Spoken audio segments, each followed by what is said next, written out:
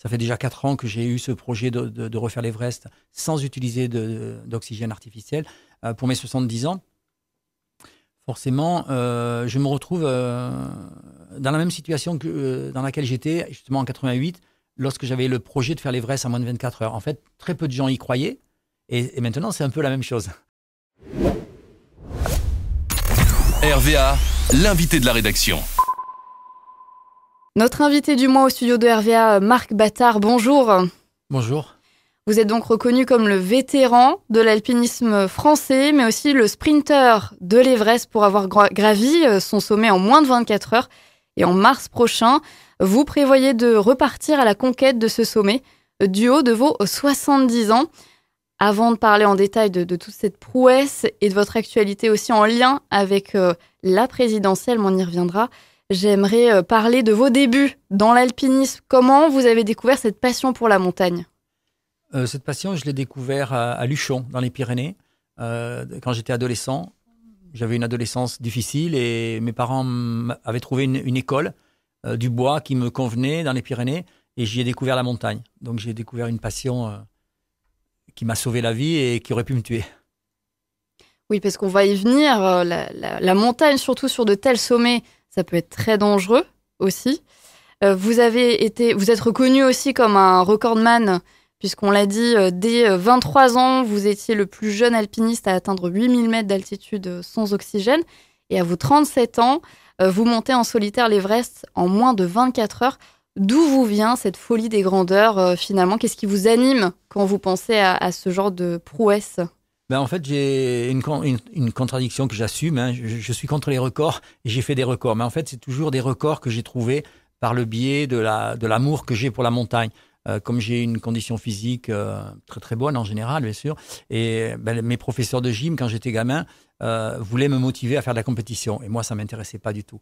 Et la chance que j'ai eue, c'est de découvrir la montagne, où j'ai pu vraiment dépenser mon énergie et puis trouver des objectifs. Donc ça a été, j'étais le plus jeune à faire un 8000 mètres en 75.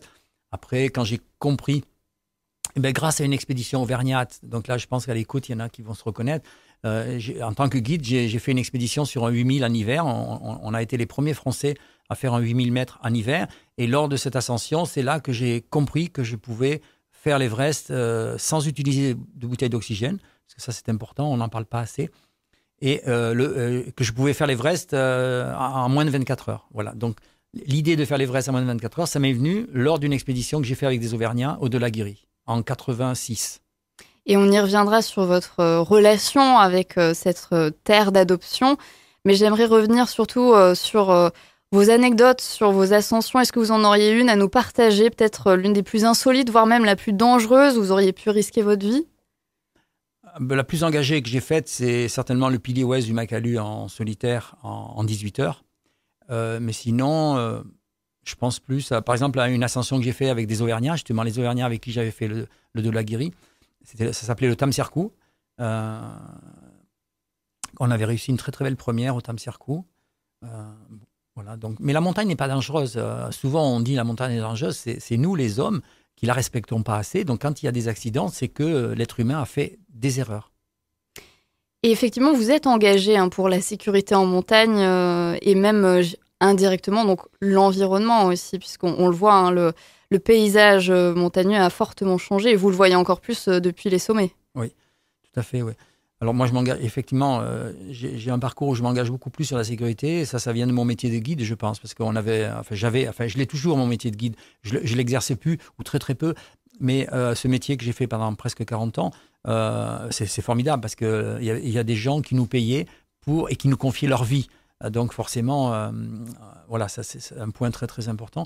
Mais c'est l'entreprise, paradoxalement, qui m'a donné l'envie d'aller encore plus loin, parce que dans notre formation de guide, eh bien, il n'y a pas suffisamment d'anticipation sur le risque. Et on voit actuellement, et c'est là que vient mon engagement maximum, c'est qu'il y a beaucoup trop d'accidents de professionnels avec des clients. Et ça, c'est inadmissible. Alors, je ne jette pas la pierre à mes confrères, surtout pas. Tout simplement, je mets le doigt là où ça fait mal, et faire évoluer la sécurité en montagne, c'est important. Et pour revenir sur vos challenges, entre guillemets, qu'est-ce qu'on ressent une fois qu'on a réussi à gravir les toits du monde, les plus hauts toits du monde? J'imagine que c'est encore plus que de l'adrénaline. Oui, mais justement, là, je suis à quelques semaines maintenant. Ça approche Ça fait déjà 4 ans que j'ai eu ce projet de refaire l'Everest sans utiliser d'oxygène artificiel pour mes 70 ans. Forcément, je me retrouve dans la même situation que dans laquelle j'étais justement en 88, lorsque j'avais le projet de faire l'Everest en moins de 24 heures. En fait, très peu de gens y croyaient. Et maintenant, c'est un peu la même chose. Peu de gens, je pensent que je peux faire l'Everest sans oxygène en moins de 24 heures. Sans oxygène, mais là, je vais faire en 3 ou 4 jours, mais sans utiliser de bouteille d'oxygène. Alors, pour donner une idée de l'importance du défi, c'est que la personne la plus âgée qui a fait l'Everest sans utiliser de bouteille artificielle, c'est un Italien qui s'appelle Abel Blanc, qui l'a fait à 55 ans. Alors, forcément, les médias vont, si jamais je réussis au mois de mai à faire l'ascension à 70 ans, forcément je vais battre le record très très largement. Mais à la base, c'est pas mon but principal. Parce que du coup, vous le dites, c'est en mars, fin mars, que vous partez pour cette ascension. Mais donc pour, entre guillemets, célébrer vos 70 ans. Et comme vous le dites, vous seriez le plus âgé à monter ce toit du monde et sans oxygène, comme vous le disiez. Comment, finalement, vous vous préparez physiquement pour ça et dans quel état d'esprit, là, vous partez? Alors, je prépare ça depuis 4 ans maintenant. Donc, entre-temps, je suis allé au Kilimanjaro, je suis allé à la Concagua, en Amérique du Sud. On est allé à l'Annapurna au printemps dernier. Donc, ça, c'est une préparation physique et mentale. Et voilà, donc là, maintenant, je suis prêt. J'arrive au bout. Donc, je suis dans un état très, très positif. Sauf qu'on a été un peu perturbé par le Covid, mais bon, on n'est pas les seuls, hein, donc on va pas se plaindre. Il y a quand même des gens qui sont beaucoup plus couverts par ce malheur qui arrive sur la planète ces 2 dernières années. Donc si tout va bien, eh bien on sera prêt à faire le sommet de l'Everest à la mi-mai. On va se préparer. Et puis il s'est passé beaucoup de choses entre-temps. Malheureusement, j'avais une cordée qui est toujours à peu près la même, Pasang Sherpa, qui a fait 13 fois l'Everest avec de l'oxygène, mais là il m'accompagne sans oxygène. Et puis on a eu la disparition de notre compagnon de cordée qui est Mohamed Ali, qui a disparu au K2 il y a 1 an. Et il devait être remplacé par son fils. Et malheureusement, son fils a des problèmes physiologiques. Enfin, il a des problèmes physiques qui l'empêchent de venir avec nous. Et finalement, c'est très beau parce que c'est mon fils qui va venir. Et Alan, et puis le fils de Pasang aussi. Ça, c'est tout récent. Il y a une quinzaine de jours, Pasang Sherpa, qui m'accompagne, m'a demandé, puisque ton fils vient, est-ce que le mien ne pourrait pas venir? Alors j'ai dit, mais c'est génial. Donc on sera 2 somniteurs, hein, comme on dit, les gens qui ont fait l'Everest, on nous appelle les somniteurs de l'Everest, et on va y aller avec nos fils. Effectivement, c'est une belle symbolique. Et du coup, est-ce que vous pensez que ce serait l'un de vos derniers gros challenges où vous ne pensez pas à l'avenir? Oui, là, à ce niveau-là, c'est le dernier. Bon, il ne faut jamais dire le dernier, mais c'est le dernier. Il y a d'autres challenges, comme en ce moment, je pense qu'on va en parler. J'en fais un avec le plus jeune candidat des élections présidentielles. Ça n'est un aussi, ça n'est un autre, mais c'est un Everest aussi. Effectivement, on va en parler, mais avant, j'aimerais revenir sur votre rapport à la région, puisque vous le disiez, ça fait 15 ans maintenant que vous habitez dans l'Allier. Qu'est-ce qui vous a poussé à vous installer ici et quel est votre attachement pour cette région? Vous le disiez, rien que ça vous a poussé aussi dans vos randonnées. Enfin, voilà, quel rapport vous avez à la région?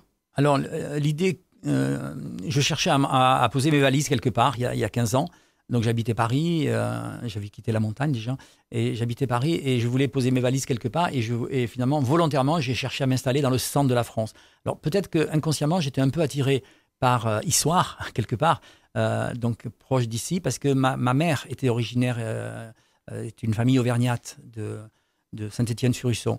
Et donc j'ai un peu cherché à Saint-Étienne-sur-Usson et puis finalement j'ai trouvé là où je suis, donc dans l'Allier, à la limite du Puy-de-Dôme et de l'Allier et de la Creuse.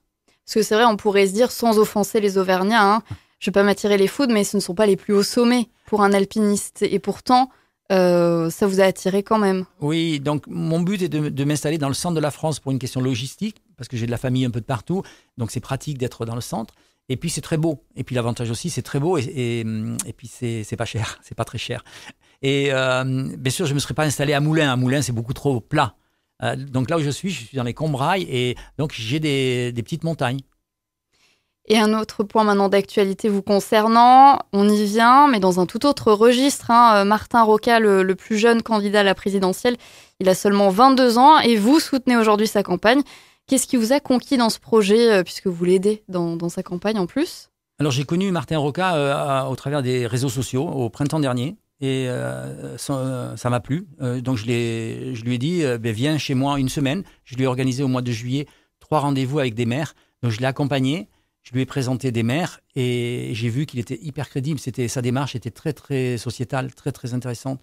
Et donc, je lui ai fait rencontrer aussi des gens pour le tester. Et il a beau avoir que 22 ans, il est extrêmement mature. Et son projet n'est pas du tout de devenir président de la République. Il est de vraiment faire avancer la Constitution. Et alors lui, il en parlerait beaucoup mieux que moi. La démarche de Martin Roca n'est pas de droite ou de gauche ou du centre. Elle est vraiment pour faire avancer les choses, pour que demain, espérons, on ait des gens qui aillent un peu plus voter, plus de jeunes et de moins jeunes qui aillent voter. Je veux dire, nos politiques, les gens qui nous dirigent sont quand même ont été élus avec une minorité de Français. Et donc, je pense que si demain, Martin Roca est vraiment... si on arrive par miracle à avoir les 500 signatures, donc c'est sûr, on a beaucoup de maires qui lui ont promis des parrainages parce qu'ils sont frileux, personne n'a envie de s'afficher. Mais quand ils ont compris la démarche de Martin, ils sont fiers de participer à cet acte sociétal. Oui, c'est ce que vous dites, finalement, c'est cette symbolique d'inciter de plus en plus les jeunes, alors peut-être à s'intéresser à la politique, mais surtout là, voter, puisque nous sommes quand même en période d'élection présidentielle. Tout à fait. Alors ça, c'est mon but principal. Je me dis que si Martin arrive à obtenir ces 500 signatures, forcément, ça fera le buzz. Et ça permettra à des jeunes et des moins jeunes qui se désintéressent de la politique, et pour cause, de regarder un peu de plus près. Et voilà. Et alors, bien sûr, on me dit souvent, vous les journalistes, on nous dit souvent, surtout à Martin, mais Mélenchon, il a ça aussi dans son programme. Effectivement, il a ça. Mais seulement, même s'il était élu, est-ce qu'il aura les moyens d'appliquer son programme ? C'est pas forcé. Donc, il faut reprendre les choses à la base. Et alors, il faudrait que vous invitiez Martin Roca parce qu'il serait beaucoup plus apte à parler de ce problème que moi. Et vous disiez que Martin Roca va donc revenir dans la région auvergnate, si je ne dis pas de bêtises, pour ces histoires de parrainage auprès des maires auvergnats. Tout à fait. Alors, on est parti le 10 janvier, on est parti de Paris avec une caravane. Donc, c'était ma caravane de l'expédition Everest 1922. On a tout changé le design de la caravane et on est parti à faire le Tour de France. Donc, on est parti le 10 janvier de Paris, place de la République. On est allé dans le Perche, en Bretagne, dans le Limousin, dans le Sud-Ouest. Là, on est revenu ici quelques jours. Là, Martin est remonté à Paris pour faire quelques interviews et il revient dans 3 ou 4 jours. Et on va continuer par la Savoie, la Haute-Savoie, l'Isère, enfin tous ces endroits où j'ai des contacts personnels, lui aussi. Et bien sûr, on dépense beaucoup d'énergie pour que vous, les médias, parliez pour que plus de maires... Parce que si demain, tous les maires étaient au courant de son projet, mais ils récupèrent 1000 signatures d'un seul coup. Et je vous laisse le mot de la fin. J'ai tendance à demander à mes invités de clôturer l'interview en vous laissant diffuser le message que vous voulez, que ce soit au sujet que ce soit Martin Roca ou vous, votre ascension à venir. Je dois dire, en ce moment, je fais 2 Everest. L'accompagnement de Martin Roca pour obtenir ces 500 signatures et puis mon Everest à moi. Je dois dire que l'Everest de Martin Roca est beaucoup plus important que le mien. En tout cas, merci beaucoup Marc Battard pour cette interview. C'était un plaisir de vous rencontrer en personne. Et puis on vous souhaite beaucoup de courage pour vos 2 Everest. Merci beaucoup.